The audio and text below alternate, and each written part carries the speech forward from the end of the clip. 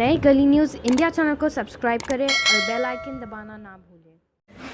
अस्सलाम वालेकुम दोस्तों, मैं इब्राहिम शेख। दोस्तों आज मैं हूँ मुमरा के उम्मीद फाउंडेशन स्कूल में।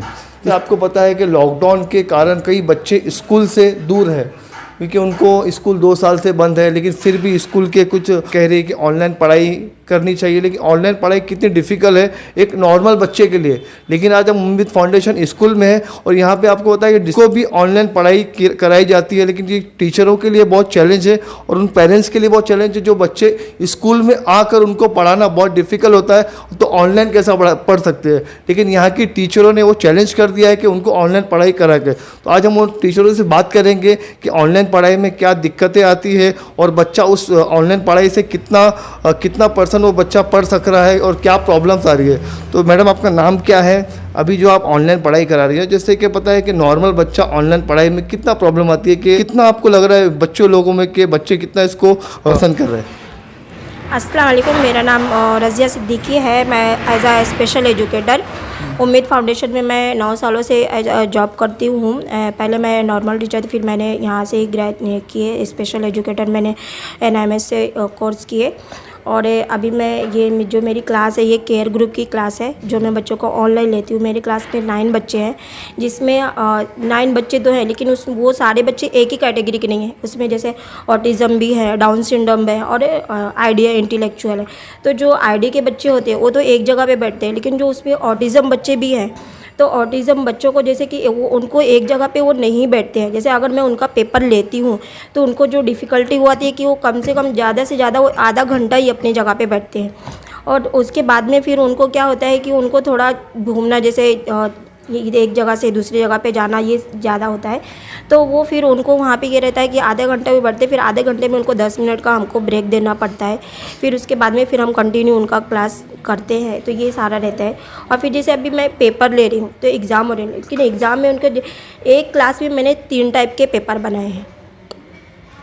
तो वहाँ पे जब हम एक्सप्लेन, अगर वो यहाँ पे स्कूल में बच्चे आते हैं तो हम उनको इंडिविजुअल लेते हैं, लेकिन हमको ये सारी चीज़ें ऑनलाइन में डिफ़िकल्टी होती है कि हम जब पेपर लेते हैं तो ये बच्चों को कब लेना है, दूसरे बच्चों को कब लेना, और जो ऐसे हम उनको एक एक करके फिर हमको पेपर लेने में भी थोड़ी प्रॉब्लम होती है। जैसे एक्सप्लेन करने में, कि अगर हम एक बच्चे को एक्सप्लेन करने जाते हैं तो दूसरे बच्चे को वहाँ पे ये रहता है कि उनके जैसे एक बार अगर उनकी लिंक टूटी तो हमको जहाँ से हम स्टार्ट करते हैं फिर हमको स्टार्टिंग से ही उनको स्टार्ट करना है, ना कि अगर हमने उनको अगर हम A सिखा रहे हैं तो अगर हम A से अगर हम B पे आ गए हैं, अगर हमारी लिंक टूटी, हमको स्टार्टिंग A से ही हमको सिखाना है, ना कि हमको B से सिखाना है।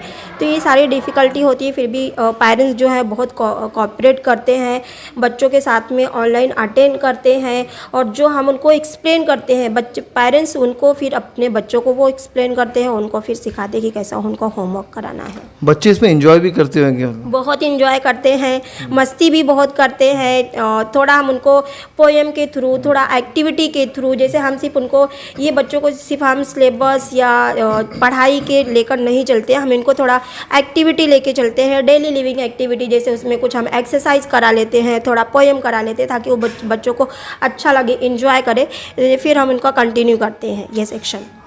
पेरेंट्स का क्या सपोर्ट आता है, मतलब पेरेंट्स इसको किस तरीके से मतलब आपको कोऑपरेट करते हैं? आप जब कॉल करते हैं उनको तो उन लोगों का क्या रहता है, टाइम पे वो आते हैं? जी, पेरेंट्स का हमको ये सपोर्ट है कि अगर हम पेरेंट्स को बोलते हैं कि हमारी ऑनलाइन क्लास 10 बजे है, आपको 10 बजे अटेंड करना है, तो वो पेरेंट्स से उनके पास अगर उनके और भी बच्चों का ये रहता है, ऑनलाइन क्लासेस रहती है, जैसे नॉर्मल बच्चों की भी क्लासेस रहती है, तो वो वहाँ पे अरेंज करते हैं। बहुत सारे हमारे पेरेंट्स ऐसे थे जिनके पास मोबाइल नहीं थे, लेकिन फिर भी उन्होंने अरेंज किए ये बच्चों के लिए, स्पेशल बच्चों के लिए उन्होंने अरेंज किए। स्पेशल ये बच्चों के लिए उन्होंने स्पेशल मोबाइल भी लिए, ताकि ये बच्चे ऑनलाइन क्लास अटेंड करें, और अटेंड भी करते हैं। मतलब ये है कि बच्चों के लिए पढ़ाई तो हो रही है, उसके साथ साथ मोबाइल भी चाहिए ऑनलाइन के लिए, और रिचार्ज भी चाहिए, मतलब बहुत ज़रूरी है। तो इसके बारे में और क्या बताएंगे? बच्चे मतलब किस तरीके के, मतलब बच्चों में क्या कमियां क्या महसूस हो रही है आपको? इनमें जो कमियां यही इनकी है, जो इनको फिज़िकली हमको जो फिज़िकली एक्टिविटी जो होती है, इनको हम मेंटली जो हम इनका सिलेबस जो वो तो हमारा कंप्लीट हो रहा है,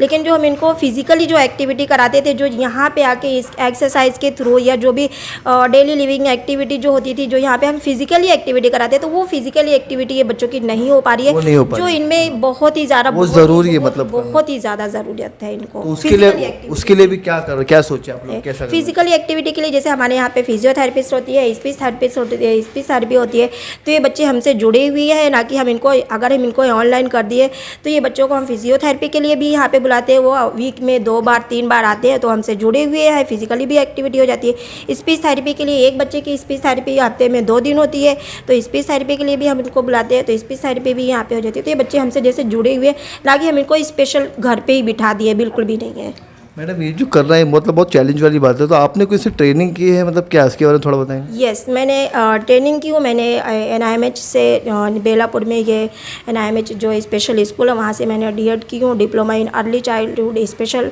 चिल्ड्रन के लिए ही जो मैं ये स्पेशल बच्चों को पढ़ाती हूँ। अभी मेरी ये क्लास जो केयर ग्रुप है, मैं यहाँ पे 9 साल से, तो आपको पहले से ही बता चुकी हूँ, जो 9 साल से मैं आपका पहले स्टार्ट आपका यहीं से? स्टार्टिंग मेरी यहाँ उम्मीद फाउंडेशन से? उम्मीद फाउंडेशन से मैं फ्रेशर से जब मैंने जॉब पे जब से लगी हूँ, मैं उम्मीद फाउंडेशन में ही जॉब करी हूँ। पहले मैं फ्रेशर थी, मैं नॉर्मल टीचर थी, मैंने स्पेशल एजुकेटर मैं उम्मीद में आके यहाँ से ही मैंने कोर्स करी हूँ। सर ने ही मुझे एडवाइस दिए, उम्मीद फाउंडेशन ने ही मुझे, जैसे सर ने ही मुझे ये एडवाइस दिए, परवेज सर, हमारे जो परवेज सर हैं, उन्होंने ही मुझे एडवाइस दिए कि आप अगर आप ये फील्ड में आपको इंटरेस्ट है, अगर आप ये फील्ड में जॉब करना चाहते हो तो आपको स्पेशल एजुकेटर बनना बहुत ही ज़रूरी है, क्योंकि अगर मैं स्पेशल एजुकेटर नहीं हूँ तो आगे चल के तो अगर कभी जैसे ग्रांट होती है या फिर कुछ होता है तो वहाँ पे हमको स्पेशल एजुकेटर की ज़रूरत होती है, तो वहाँ पे मुझे इसके लिए मैंने फिर स्पेशल। हाँ मैडम, एक कैटेगरी क्या क्या बच्चों की यहाँ पर? यहाँ पे जैसे कि गवर्नमेंट की जो कैटेगरी है वो 21 है, 21 कैटेगरी में से हमारी स्कूल जो है वो 10 से 11 कैटेगरी जो रन करती है, जिस पे डाउन सिंड्रोम है, मल्टीपल है, ID इंटेलेक्चुअल डिसेबल है, हियरिंग इम्पायर्ड है, विजुअली इम्पायर्ड है, लो विजन है, सेरेब्रल पाल्सी है, फिजिकली इम्पायर्ड है। तो ये सारी कैटेगरी जो हमारी स्कूल रन करती है, ये सारे बच्चों को हमारे यहाँ पे एजुकेशन दी जाती है। कितने बच्चे यहाँ पे? हमारे यहाँ पे जो रेगुलर, वैसे यहाँ पे जो एडमिशन का अगर देखेंगे तो एडमिशन 350 अबाव है, लेकिन जो हमारे बच्चे रेगुलर आते हैं वो 160 है। टोटल बच्चों की ऑनलाइन क्लास? जी 160 टोटल बच्चे। जी। तो उसमें जो ब्लाइंड बच्चे हैं उन लोग की ऑनलाइन क्लास कैसे? नहीं, ब्लाइंड बच्चों की ऑनलाइन क्लास नहीं होती है, वो बच्चों को यहाँ पे ऑफलाइन क्लास दी जाती है। मतलब हाँ, एक एक करके क्या उनका टाइमिंग की ब्लाइंड विजुअली इम्पेयर्ड की यहाँ पे टीचर आते हैं स्पेशल, वो बच्चे सारे 10वीं के बच्चे हैं जो SSC के हैं, तो इसके लिए यहाँ पे टीचर आके उनको सिखाते हैं। मतलब वो ऑनलाइन पढ़ाई कर नहीं सकते, उनको दिखे ऑफलाइन नहीं, ऑनलाइन नहीं कराया जाता, क्योंकि उनको जो भी रहता है वो ब्रेल के थ्रू रहता है और डॉट्स के थ्रू रहता है। तो ऑनलाइन में हम उनको सिर्फ अगर सिखाएंगे भी तो वो जैसे उन लोग की कोविड की गाइडलाइंस के हिसाब से। जी, उन लोग के अगर उन लोग की ऑनलाइन क्लास सिर्फ होती है तो वो सिर्फ दीनियात की, हाँ, जो उनको ओरल में सिखाया जाता है, और जो उनका रिटर्न में रहता है, जैसे ब्रेल से जो उनका सीखना है, अबाकस जो भी उनका रहता है, वो यहाँ पे बुला के उनको सिखाया जाता है। उनके टीचर है स्पेशल, वो सिखाते हैं उनको। एग्जाम चल रहा है क्या? जी। एग्जाम कैसा ले रहे हो? एग्ज़ाम भी हम ऑनलाइन ही ले रहे हैं।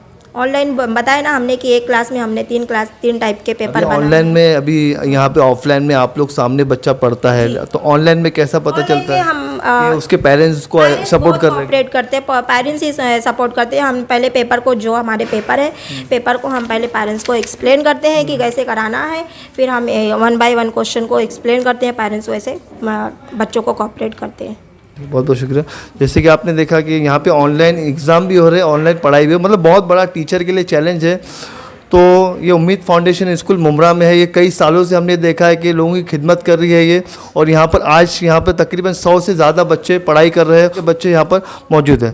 मेरे सहयोगी फरीद शेख के साथ मैं इब्राहिम शेख। सर क्या नाम है आपका? मेरा नाम पंडरीनाथ घनगाव है। यहाँ पे मैं 4 साल से प्रिंसिपल हूँ यहाँ पे। सर क्या है, मतलब ऑनलाइन पढ़ाई चल रही है, उसमें क्या मतलब क्या प्रॉब्लम आती है, क्या है, किस तरीके से बच्चे हैंडल, थोड़ा?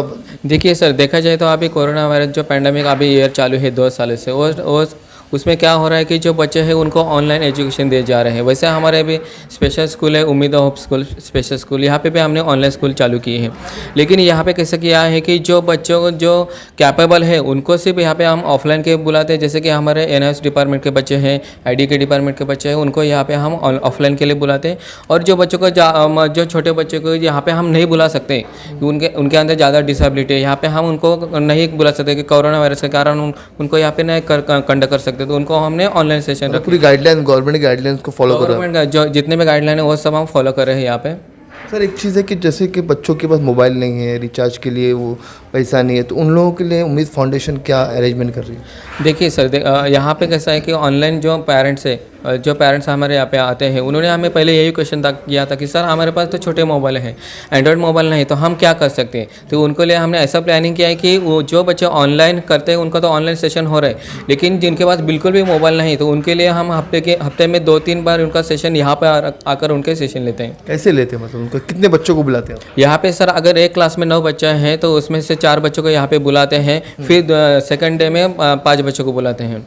तो यहाँ पे आकर उनका पूरा ऑफलाइन सेशन होता है, जो हमारे इन बच्चों के लिए ज़्यादा फ्लैश कार्ड की ज़रूरत होती है, और साथ साथ में इनके आइडियल एक्टिविटी जो रहती है बच्चों को, वो उसके ऊपर ज़्यादा फोकस करते हैं। ऑनलाइन ऑफलाइन में फ़र्क क्या पड़ रहा है? मतलब ऑनलाइन ऑफलाइन में यही फ़र्क पड़ रहा है कि सर ऑनलाइन में देखा जाए तो बच्चों में इतनी डिफ़िकल्टी आ रही है हमें कि बच्चा अगर ऑटिज़म कैटेगरी का हम देखें और ADHD कैटेगरी का हम देखें तो बच्चों ज़्यादा से ज़्यादा 2 से 3 मिनट एक जगह पे बैठ सकते हैं, पर जो टीचर्स के और जो पेरेंट्स के और जो स्टूडेंट के जो कोऑपरेटिव जो हमारा जो कनेक्टेड हुआ है, उसके कारण बच्चे हमारे यहाँ पे आधा पौन घंटा बराबर सेशन में अटेंड करते हैं।